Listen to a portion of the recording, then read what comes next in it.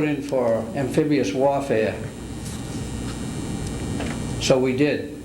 And after spending a year and a half in Newport, we landed up in Ellis Island in New York or New Jersey, wherever it is now, I don't know. They're fighting over it. From what I've seen, it didn't deserve fighting over. But anyways, we get to Ellis Island and they look at our records and they say, you guys, you haven't had any gunnery training. You got to go back to Newport. So they sent us back to Newport, Price's Neck, and that's where we had the... Anyways, to be a little brief, we went from there back to Ellis Island, and they shipped us out around midnight. And we got aboard a... there was 10 of us from Newport. We went on the USS Pride, a DE. It was in Brooklyn Navy Yard. A bunch of green guys. We didn't know nothing about ships, or... Don't forget, we were Coast Guard. They used to call us subway sailors, knee-deepers. We got aboard ship about 2:45 in the morning, and it happened to be the night of the ship's party. The crew come back all drunk. Pushed us out of their bunks, and it was all downhill from there on. But we made about 4 trips to North Africa on convoy duty out of New York, Charleston, South Carolina, Norfolk.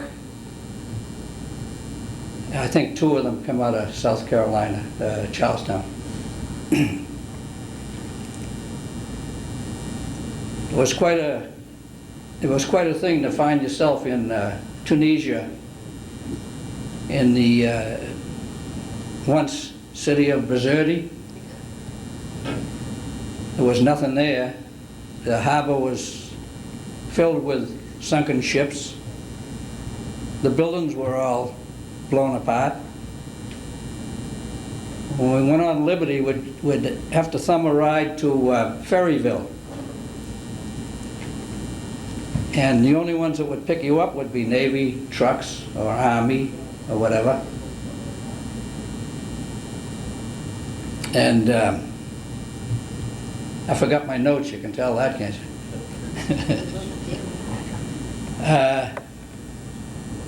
It was interesting duty, I enjoyed it, the convoy duty. And one trip, after making 4 trips to Africa, we took a couple of merchant ships. I don't know what it was all about, but we took them to Liverpool, England, and that was another nice experience.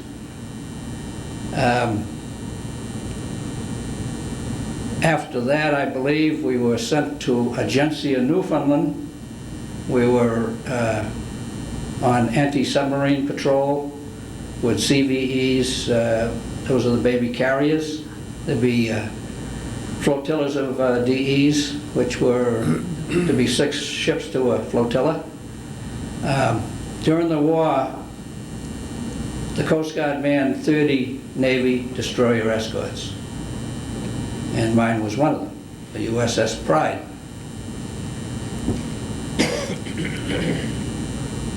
We left Agencia, Newfoundland on May 5th, 1945. On May 8th was the war ended in Europe. But on that May 5th, off the coast of Nova Scotia, we sunk a submarine. After that, we went down to Panama, Balboa. We were training submarines out of Balboa. They would fire dummy torpedoes under our ship, and we'd retrieve them and bring them back aboard the submarine. I went down in one of the subs. The duty was so monotonous that they decided send a couple of the boys on the subs, and we'll send a couple of the submariners aboard the DEs. So just to break up the monotony. And I was in Panama for about 5 months. And I was there at the end of the Japanese War, August 14th. And from there, it was to Jacksonville and Green Cove Springs, where the ship was decommissioned.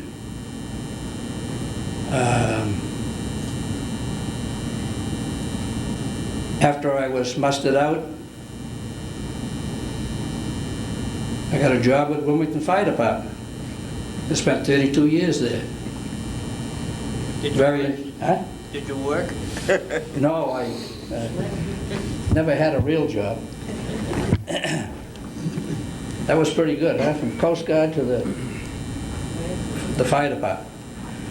But anyway, where was I? I seem to have lost my trend of thought. You went on the fire department, What happened? 32. I know I wanted to, oh yeah, I still go to ships reunions. If you was wondering what this is all about, it's the hat I wear to the ship's reunion. And my most prized possession is the Jimmy Carter for President button here. And the other one is Ben and Jerry's. So I'll leave you with that and pass this on. Thank you.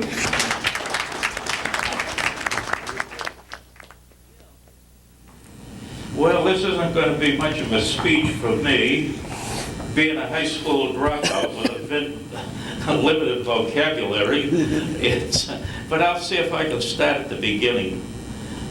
I reported for duty at Camp Devens, I believe it was the 9th of December in '42. And we went in there and they took a few measurements of our physique and that and gave us through a uniform on us. And we went on a train and ended up in Camp Pickett, Virginia, which is about 60 miles out of Richmond. And we went through basic training there. It was medical training we were supposed to be taking. And rolling bandages and this and that. And anyhow, I guess we got 12 weeks of training there. And then they shipped us back to Camp Edwards.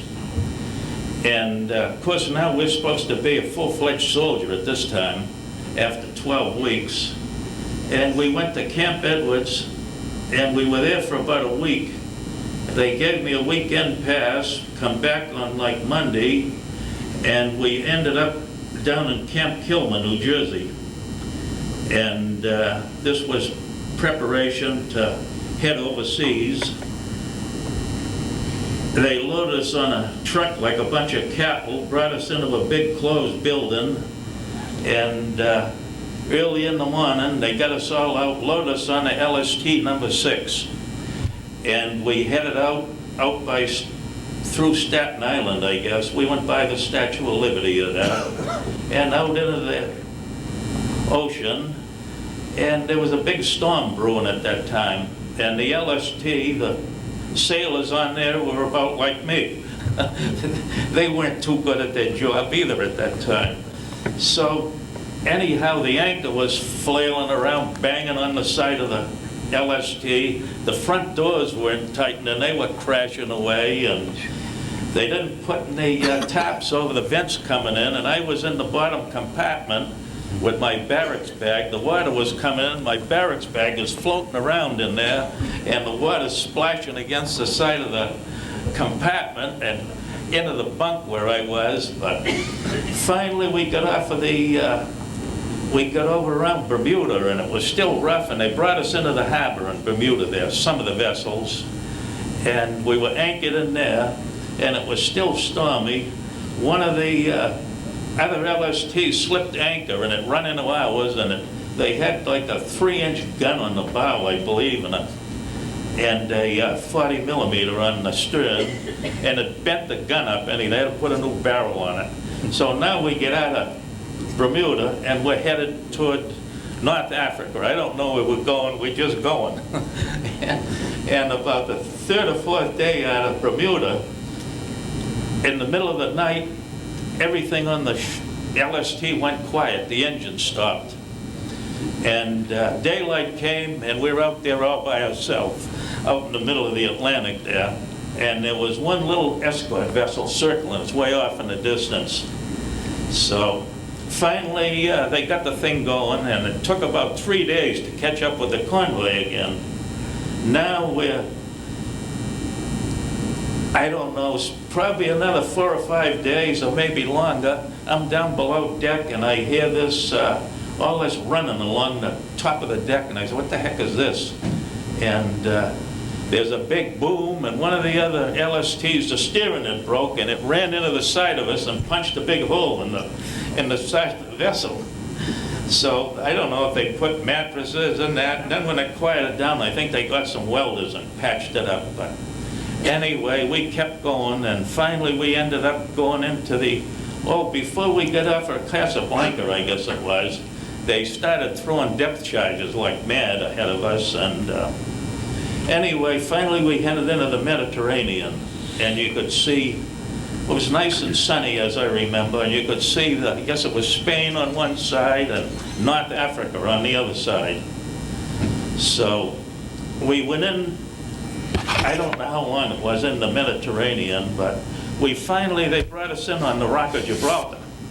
That's something I'd never seen before. And we stayed there for about 2 days, and finally we come out of there, and when we come out, it was at night, and they were dropping depth charges, and I thought the bottom was going to fall out of the LST. We didn't know what they were doing. You could feel the concussions come up through the bottom of the boat, and felt like it was going to come apart. Finally, that quieted down, and they finally got us to Oran, North Africa. This is 31 days later.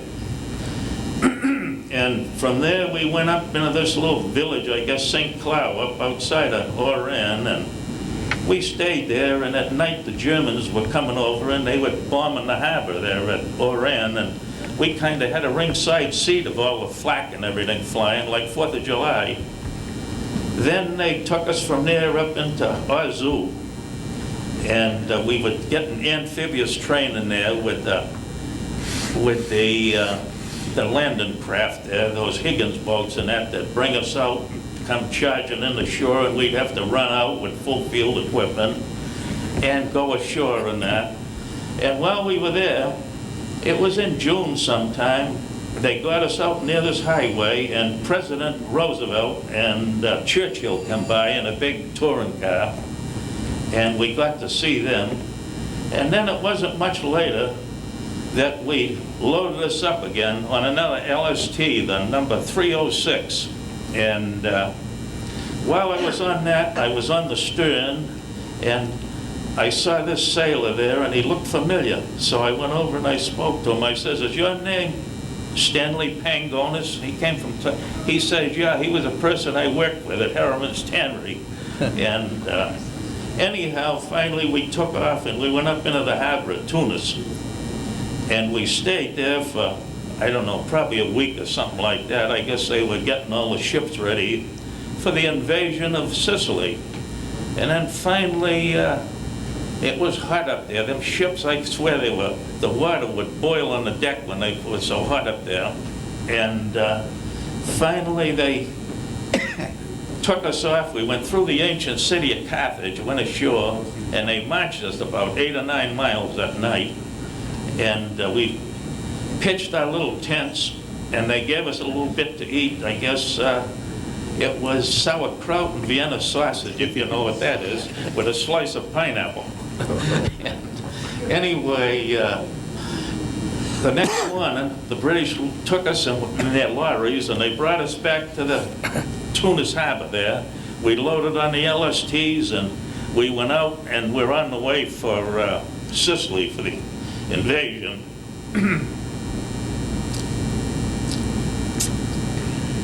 And then we were out of there about 2 days, I guess, and or a day and a half, and we went by Malta, which was all bombed. There was nothing left of that.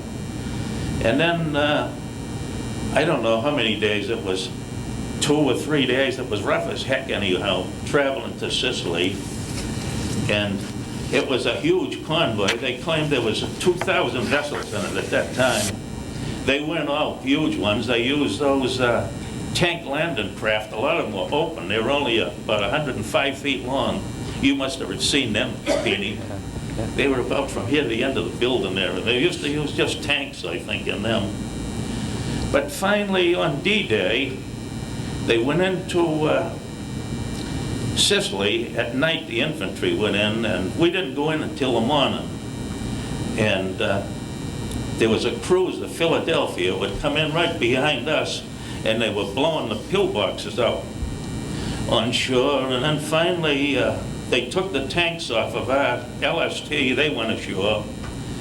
And now it's my turn with the ambulance. And I went off the end of the ramp, and like you're supposed to, but I guess the tanks had dug a big hole. The water come right up over the roof. Anyway, the engine quit. And that was it for a minute or two. And the soldier walked out with a big cable. He was up to his neck in water, and he got it hooked onto the ambulance somehow, and the tank pulled me ashore. And now I'm in Sicily, and headed up to the grape arbors and that. The thing started up again, the ambulance did. And we went in ashore, and I don't know, I think we got in about 1.5 miles that first night, or that first day. And that night, the paratroopers were supposed to take this Camiso airport, which was in about, I don't know, 15 or 20 miles or so. And there was a big mix-up, and our Navy and the ground corps was shooting down the C-47 paratroopers planes and DC-3s. At the time, they said they shot down around 20 of them. And anyhow, the next beach up, we landed at Skogliti. The next beach up was Jailer. And we headed up that way. I was going up there one morning, and a bunch of Italians come out waving a white flag. There was a whole squad of them. They wanted to surrender, but being a medic, that wasn't my line of duty. They were taking prisoners. So we just kept going, and finally we got into that Camiso airport a few days later, and over in Sicily at that time, the front moved quite rapidly, and we were under General Patton at the time. Oh, incidentally, we were the first medical troops in Sicily. And I forget the name of the town we were in, but Patton come in there this day in this, I don't know if it was a field hospital we were with or a collecting company, but he come in, the troops all had dysentery. We had to take Aspirin on account of the malaria. And everybody was feeling, you know, they were sick. So Patton come in, and he went into one of the tents, and I don't know if any of you people ever knew about it, but he was supposed to slap one of the soldiers in there that he called a faker. And he come out, and he had left. I didn't know, didn't see it, but I saw him when he came in that. And then we went on up, but we had a name for him over there.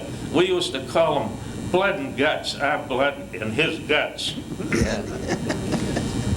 So anyway, finally we ended up going up through Sicily, and I saw Mount Etna erupt while I was there. That was something I never would have seen. That was erupting at the time. And then we ended up in Messina, and I'm getting ahead of the game. We didn't get up. We got up to Messina, and then we come back. The campaign was all over. It lasted about a little over a month, I think. And anyhow, we come back for a rest area. Now they took and they crossed the Messina Straits, but then they went in at Salerno. And about that time, Mussolini was overthrown, and that, I don't know if it was General Badoglio took over the command of the country, but it was Badoglio, whatever it was at that time. And he took over the country, and the Italians surrendered. Now, they were with the Germans, and now they're going to be an ally to the American forces, or the Allied forces. And all their planes that they had, and the ships all left the harbors that could get out, and they came to Sicily, and the planes flew in. And all they had was a bunch of junk anyway that was left. But finally, now we headed up to it, up through Reggio Calabria, that's the southern part. And Salerno, they had moved in, all that heavy fighting had all taken place, and they were going up toward Naples. And we were up around Vesuvius now. Now that's starting to erupt again, Mount Vesuvius, where years ago that covered that ancient city of Pompeii, that buried it. But we didn't see much until we got way up on the Gagliano River, I guess was after that. That's heading up to where Walter, he was wounded up in that country there. And we went across the Gagliano, and we were corps troops. I used to work with all different divisions and everything. And when we were in Sicily, I believe, I thought it was the 7th Army, but it might have been still the 5th. But we were corps troops attached with the 5th Army. And Patton was in charge of it in Sicily, and him and Omaha Bradley. And then they had some kind of a shake-up or something there in Italy, and Patton went to England, and I think Bradley went to England at that time. And General Mark Clark took over the 5th Army at that time. And then that's when we went up into Caserta and all that. And now we're getting up toward Cassino. And they had an Italian regiment that they put into combat up there. And we were supposed to evacuate their casualties. So we went up with them. It was around Christmas time, as I remember. And the Italians, well, there was 4 of our ambulances. They took us, 2 of us, up onto the front lines up there where nobody ever went with a motor vehicle. And they jumped out of their vehicle and they took off, and the Germans started shelling us. We were sitting right with the infantry. They were in the foxholes. And I remember just as clearly the infantryman stuck his head. He says, "Hey, soldier," he says, "you better get in the hole." And I said, "I can't get this in a hole." He says, "Well, you better get in one." So we come back. We left there. We didn't get any casualties. The Italians just took off, and I said to Clancy, this was one of our highest sergeants at the time, I said, "We better get out of here." So we went back, and there was a colonel back there in an aid station, and he says, "Where the hell have you guys been?" And I says, "Up at the 4 Corners up there." And he says, "You were where?" And I said, "At the 4 Corners." He said, "Don't ever go up there again," he says. And, oh, Jesus, didn't he give us hell. He says, "We don't even go up there at night," he says, "with a Jeep."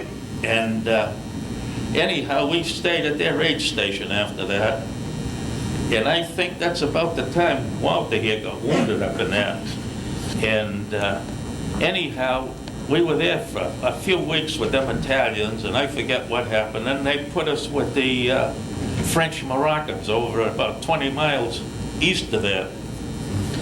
And finally, when they were going to bomb Cassino, they moved us back again, way back near the eruption of Mount Vesuvius, to get us out of the way, because they dropped thousands of tons of bombs on that monastery, and they destroyed everything, but it still didn't do any good. They couldn't take it. And anyhow, the next time we went on the line, we were with the 85th and 88th Division on the West Coast, and it was around May 10th, I think, that they had that big attack that they broke through to Anzio and took the Monte Cassino and all that. And we went through to Anzio. And then I was with the 1st Special Service Force after Anzio. We went with them, and we were following the tanks and the infantry up through. And we were set up in this monastery, old monastery, which we did. We got up there, and the Germans started shelling us, and they knocked my ambulance out. And then they counterattacked. They cut the road. We couldn't get out of there for about 3 days. Finally, they pushed them back again, and then they took the road. And then it was only a matter of probably, I don't know, maybe a week or so when we were on the outskirts of Rome. And the general says, when you hit Rome, that's the end. You go on vacation. You're relieved. Of course, Rome was an open city. There was no fighting going on there. And we were able to go into Rome, and I see Mussolini's platform he used to speak off. I got pictures of that somewhere. And we used to go to Mass at the Vatican there. And finally, we moved out of there, and I went with the Japanese Americans, the 442nd Infantry.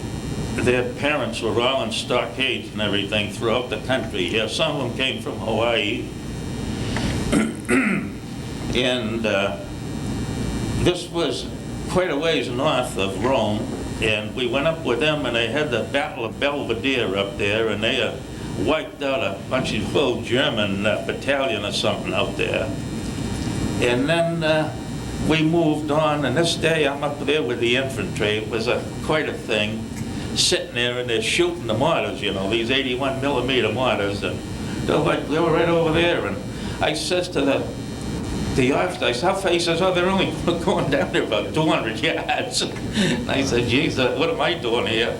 And I'm looking down on there's a road down below us, probably a quarter of a mile away or something like that, and here comes 4 tanks up the road. And I'm looking, and nobody's paying any attention to them. And I says to this guy, I said, you got your glasses? I guess it was a captain. And he says, yeah. He says, aren't them German tanks coming up the road at us? And he looked, and he says, oh boy, he says, and they had little anti-tank gun, only a 57 millimeter, only shot a shell about the size of this thing. And they brought that in, and they started shooting at the tanks. And about that time, the tanks pulled, and they aimed their guns up on. That's I got the hell out of there. Then I got behind an old pigsty or something. I could almost move in it, trying to get closer. But they called back for heavy artillery, and they knocked the thing out. And you know, the tanks out. They were all burning it. Then I stayed with them guys for quite a while. We get up into this town. I can't remember the name. This morning we come out, and they says, you know, we got a job for you. The signal corps had to get telephone wire into the town, and it went around this bald face of a mountain there. And they says, we can't get one of our vehicles in, but you got your Red Cross that protects you. So they says, we'll put the big roll of wire in your ambulance, and you're going to take it in. And I said, well, that's kind of against the Geneva Convention, isn't it?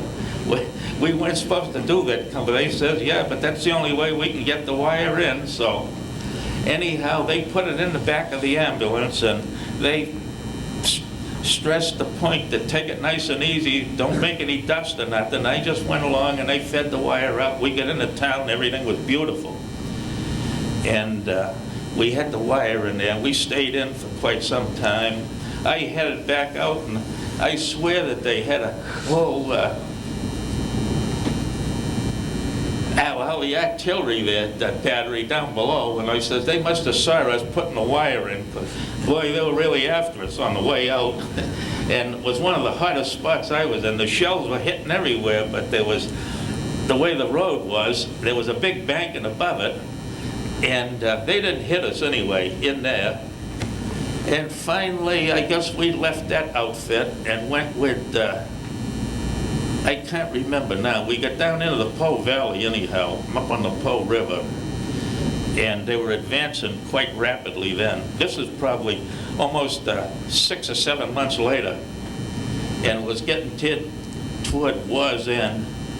And I had made a trip back from somewhere near the Po River to Bologna, and we were heading back up toward the river. We couldn't get across because the bridges were all blown out, and they were setting pontoon bridges. But that night, in the dark, I ran through a bomb crater, and that was the end of that ambulance there. And my assistant driver, I never saw him again. He got hurt in it. That was the last time I saw him.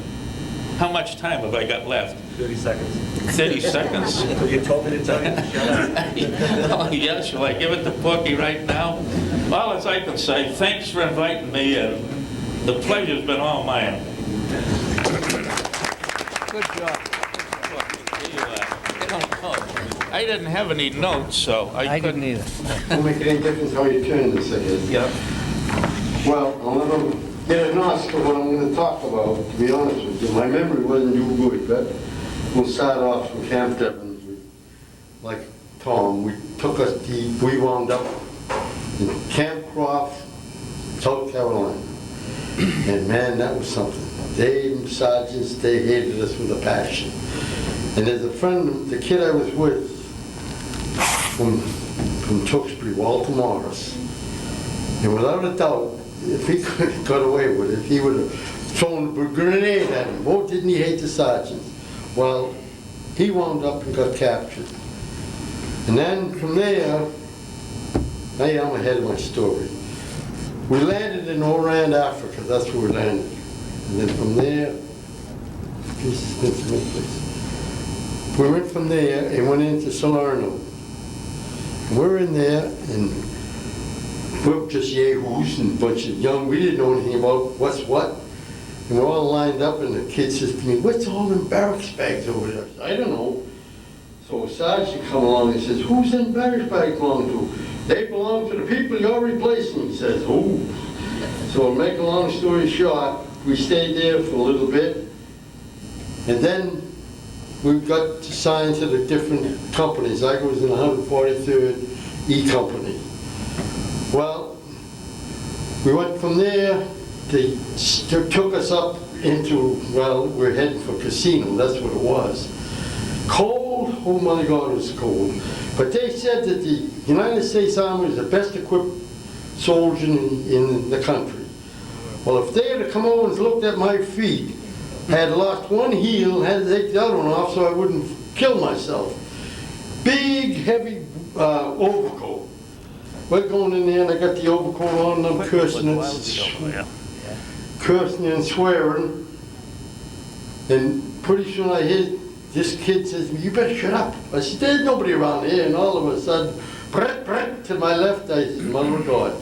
I hit the dirt, and if you ever try to roll over with one of the big overcoats, it's a tough job to do. So I got up, and there's the overcoat stayed there. I wasn't going to wear that no more. Off I went. So when we did get up on the lines, I was carrying a BAR, Browning Automatic, 21 pounds, kill on both ends. So anyway, I'm walking up through there, and I'm carrying this Browning, and there's like hedgerows, like it is down in North Whoop, and they plant here and then go plant the top. So there's a lieutenant up against one of them, and he says to me, he says, "Why don't you spray the trees with that?" I looked at him, I said, "You can have it, you can have it, sir. I ain't gonna spray them, pretty fresh." I said, "No, not really. I just want to stay alive if I can." So we kept going, and next thing you know, it was at night, if I can remember when I got hit.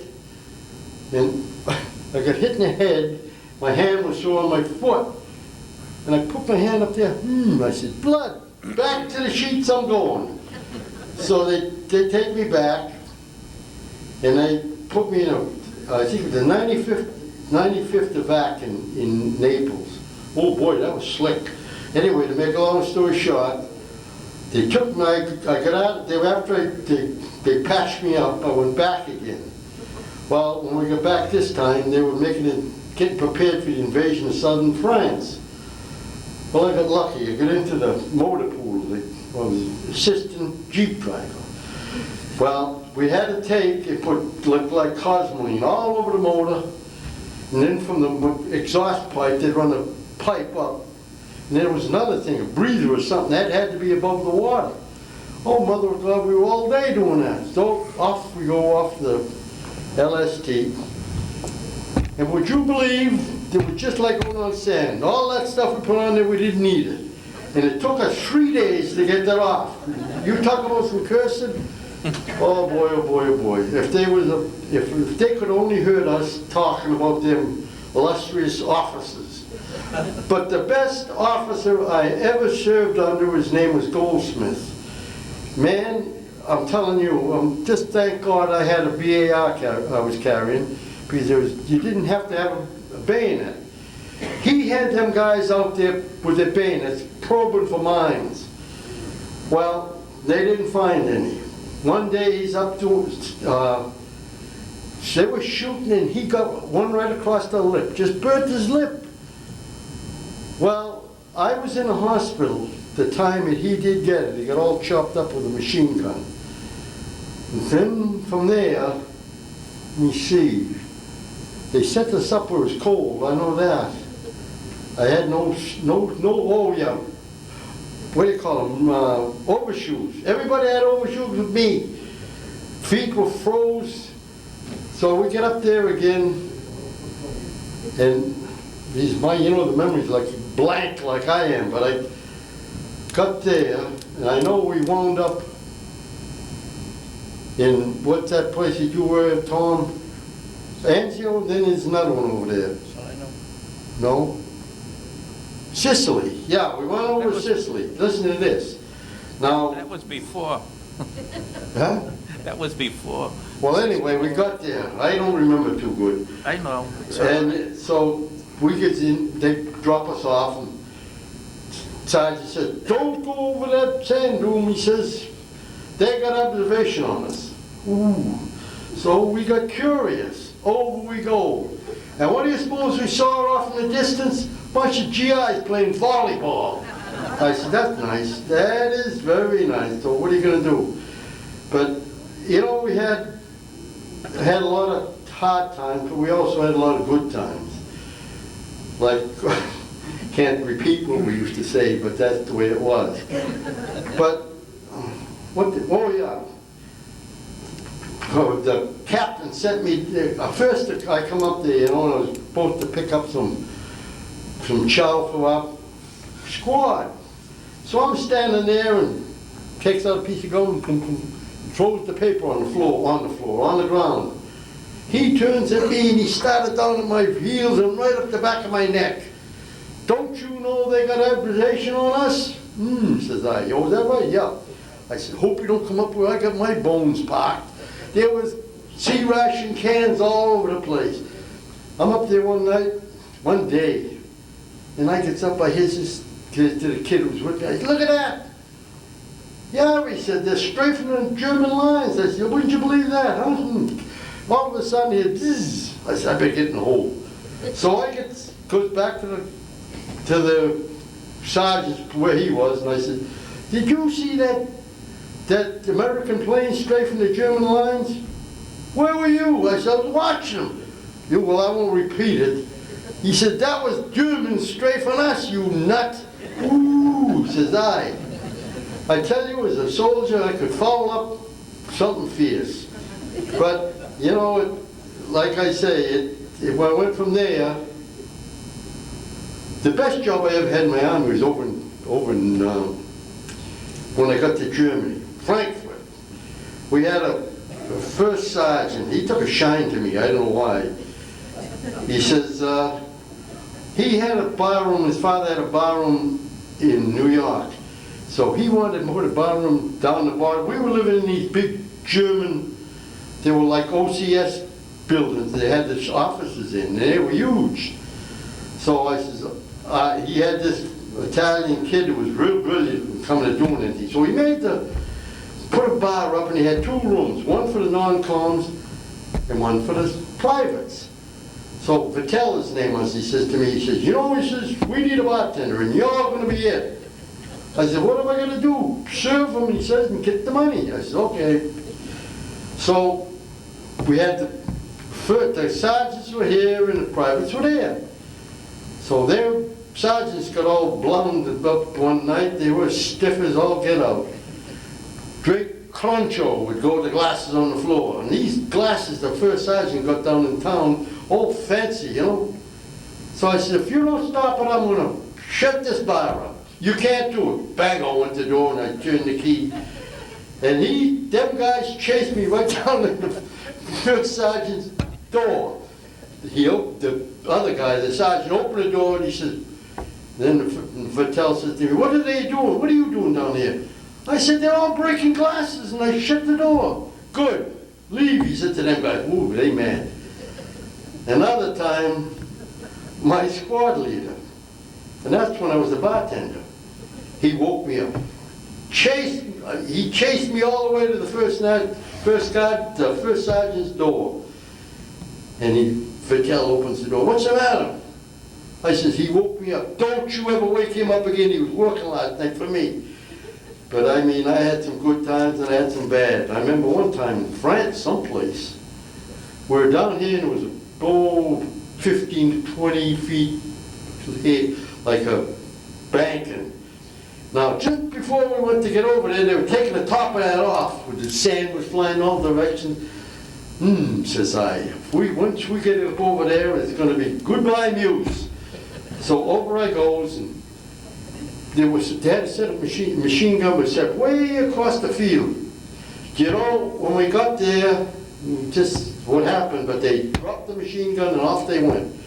Mr. Man, was I glad that they dropped that, because there would have been one dead freshman in that bunch. But like I said, there's a lot of poor souls that didn't make it back. In another incident, there was one kid, a young German, somebody painted at him up the rear end. And would you believe that poor soul had a pair of rosy beans in his hand? And they weren't all bad. There were some decent people in there. I never forget one time, oh yeah, I forgot to tell you, I'm getting ahead of my stories. That Japanese outfit that Tommy was talking about, well, they were assigned to us. That started first with the 100th Battalion.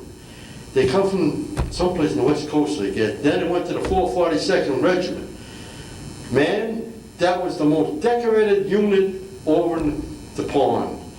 And they were good, honest to God. They were, when I was in the hospital, one of them was wounded 3 times in a month. He says, "We lead." I said, "You can say that again." That was supposed to be the best outfit in the whole United States Army. That's what he said.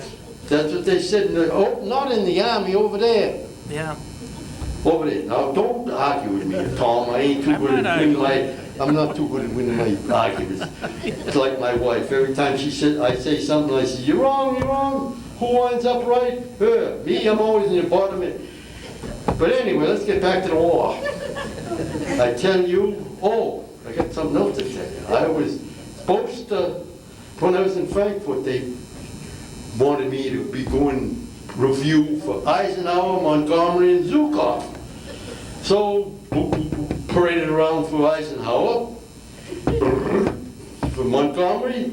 Then, would you believe it? There was a line from here over to the camera there. Zhukov, a couple of women carrying jugs of Wallicon, I guess, all the way up. So when he got there, he wanted to go around and shake everybody's hands. Well, the big brass didn't go for that. No. So they snubbed that right out. I tell you, they are something, honest to God. Like a lot of the things you do, and you wonder how you come back. But like I said before, I can thank God to get as far as I did. Not just over there, but in here. I had prostate cancer. Thank God I got out of that. But it's the little things, People think that I'm supposed to be talking about the war, but we got sidetracked because I don't remember too much. The little things, like people work, to get a lot of money, and what happens? They get sick. The money goes to somebody else. So I say that if you don't have your health, you ain't got nothing. So I wasn't much of a war hero, believe me. I tell you, if I could hide, that's what I did. Yeah. And you see all these things they tell you, like that, you heard of this Artie Murphy, the one that made that, well, he was over there. He was in the 3rd Division, and we were in the 36th. And he was the #1 decorated soldier, and I think in the Army, wasn't he, Tom? Yes, sir. And he was. I thought Kelly was it. No, you mean that guy? Commando Kelly? No, he was in the Air Force. Don't bring him in. No, he was in Salerno, Commando Kelly. Never heard of him. Yeah, he was supposed to have wiped out about 150 Germans by himself. Oh, yeah? They weren't mistaken me, were they? No, sir. Well, I guess how much more time have I got? I hope we ain't got too much. 10 seconds. You'll be all right. 10 seconds. That clock is fast. You'll be all right. Slow or something. Just keep talking, Porky. 30 seconds. Yeah, I suppose you're right. 30 seconds. But you know, yeah, I ain't got too much of a memory, but a lot of this stuff comes back to you. Oh, this is another one. When this company commander we had was a doozy, honest to God. And we were on the lines, it was in a city someplace because it was all cobblestones. And this company commander's taking the guys, putting, here's this thing coming down the street. Thought it was, he said it's a tank. Ooh, says I gets in the doorway. Taking the guys and putting them here, now they only got rifles. What was it? It was a tank, but it was a horse pulling it, it was a wagon. Oh boy, oh boy, oh boy. He was something. Yeah, well, let me think. I can't, I don't remember what I was in there. Oh yeah, we had taken baiting training, that's right. And you had to go over them, what do you call them nets? Cargo nets? Yeah. There's a guy below me and I'm stepping all over his fingers. I think if he could have reached me, he would have guzzled me right there. Yes. But the second time I got wounded was in the back end, and I was retreating. To make a long story short, they took me up and pulled that piece out. Now we had to go to the latrine, it was all uphill and it was slick, oh boy, oh boy, oh boy. And I got a big patch on there. I'm coming down just as soft as I could, and both feet was right out from underneath me. Where do you suppose I landed? Right there. And there's a nurse coming up, and Mr. Man, she heard some fancy language. So I looked at her, I said, well, I guess I shouldn't have said that, I'm sorry. Don't worry about it. I got a few you can have, she said. But they're real good. Like I was in one of the evacuation hospitals, and the kid next to me, he had his arm up like this, and it was cut off right there. And he called the nurse. And there was blood coming out at the end of it. He called the nurse and got it stuck up there. What seems to be the trouble? Oh my, you were talking about someone going crazy? Oh, he called her all kinds of things. You could see the blood coming out of it. What seems to be the trouble? I tell you, there was something, honest to God. Yeah, Mark Clark, he was another Hummer. He fouled up in there something fierce. Look at that Rapido River, for instance. I was in the hospital at the time. That Rapido River, the engineers had put tape to where they could cross. Her Hitler's men moved it. Over there would be a minefield they'd go across. They got slaughtered, the poor buggers. That was my outfit. I said, boy, am I glad I'm here. I wasn't much of a hero.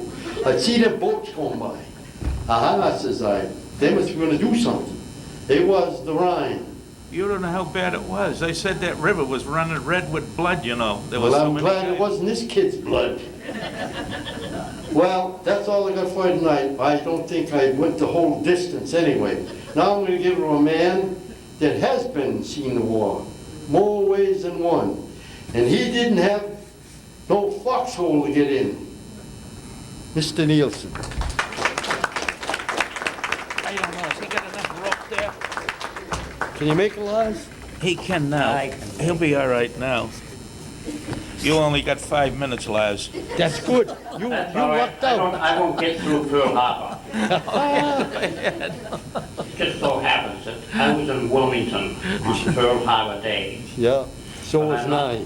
I'm not talking about Wilmington, Massachusetts. I'm talking about Wilmington, North Carolina. Oh, That was different. We come in there with a shipload of cargo, and we docked at 10 o'clock, and noontime the longshoremen went ashore, and 1 o'clock was time that the senior officers finished their lunch, and I came walking out.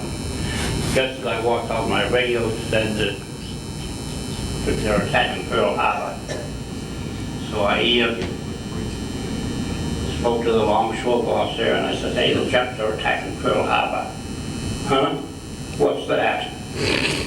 I feel that the question was probably asked a million times in the United States at that same moment. How many people knew what it was? We didn't have I much was following here, did we? chief mate at the time, and I became captain shortly later. And we always tried to treat our crew nicely. Didn't always work, but we tried. Some of you people love to talk about places over there in Italy. I remember being there. I used to go into Naples. I was in Naples a total of 10 times. You used to go to Barry, too. I was in Barry. I know it. Yeah. And I used to get a bus, and hire the bus, and take the crew down to see, what's the name of that ancient place there? Pompeii. I think I took the crew down, just different crew each time, but I think I did it a dozen times. You know, keep them on a straight and up, straight and narrow. Oh, yeah? The Liberty ship.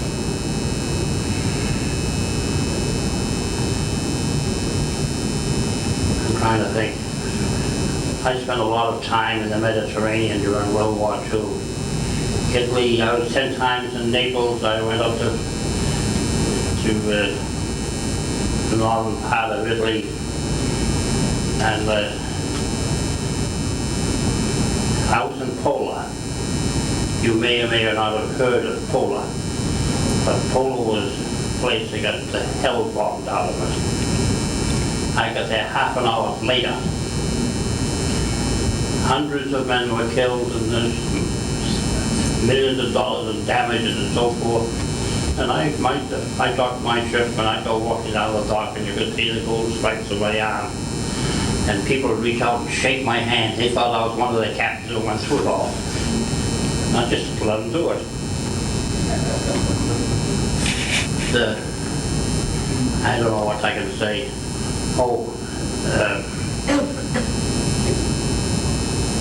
Yeah. At the end of the war, we were carrying troops over sometimes, and sometimes we weren't. We were carrying cargo all the time. But at the end of the war, I got assigned to a different job. They made just a number of ships. I think you can see them. They carry 2,400 troops on there. And this is to get the boys home from Europe. And a lot of people, I used to make a trip every, Mike, so you could hear me? every 20 days, or something like that. There's 2,400 men on deck. I left out some Right of there. that stuff. And we all had a good time. Well, no, at the end there, I was 100 miles behind the lines with the Germans. Hey, I'm doing the talking. Give it to him, Lars. In the early part of the war, I was over in North Africa, and I was one of the few American officers who could speak French. I got it in Wilmington High School. And the Benjamin Goodhue was the name of the ship I commanded. No, the Daniel Boone. And so they sent my ship over to France when France was invaded from the south. I didn't have anything to put ashore there. But the reason they sent me there is because I could speak French and I could tell the French what to do.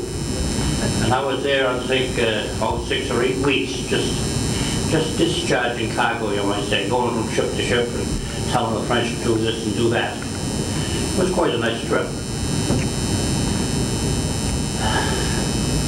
Anything more to talk about? Did I tell about that ship? No. May I have that? Oh, you got 20 minutes more, Lars. Keep it I got going. 20 minutes more. Yeah. Well, at the end of the war, it was a big squad of I'll give them credit, they figured it was a big scramble about getting the boys home. So they constructed ships, special ships, just to get them home. These ships here, the Victory ships they were called. Oh, yeah. And this is one that I command, the Chinook Victory. And I carried, and we go to Le Havre, France, and loaded 2,000 troops. Bunks 3 high, they were really crowded in. And you go to Staten Island, New York, and discharge discharge the troops, and they go down to someplace about 30 or 40 miles south, where they had troop trains to go all over the country. Where you from? Zing, zing, zing. They were trying to get the boys home in a hurry. Well, anyway, this time, instead of going to New York, I went to Boston. And the radio announced that the Chinook victory was coming into Boston. My wife was home and she heard that and she got into the car and drove into Boston to see her husband's ship. She never saw a ship. We were heading into the Army base. And nobody was allowed in there. She couldn't get in and she couldn't get home. She was crowded in there. Well, I finished up and I went home and she wasn't there, so I went down to Wilmington High School. Lady there, Laura Marlin, she taught in Wilmington schools for, do you remember her? She was one of the finest teachers we ever had. About 100 years. Well, I got a picture of Laura Marlin. I took it, and I've got it, I don't know where it is now, but I don't want to lose it because she was just a wonderful teacher. And, oh, I don't know. I haven't got much to talk about. Oh, yeah. This ship that we carried 2,400 troops. They were really crowded in there. And this time, instead of going to Staten Island, I went to Boston. And that's the time when my wife couldn't get down to see the ship. But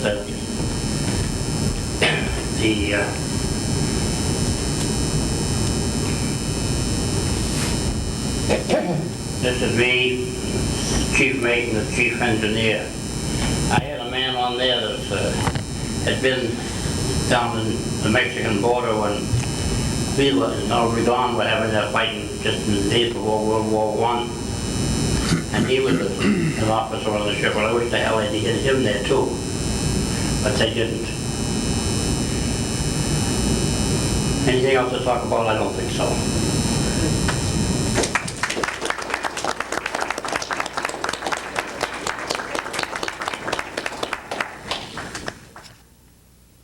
Believe me, from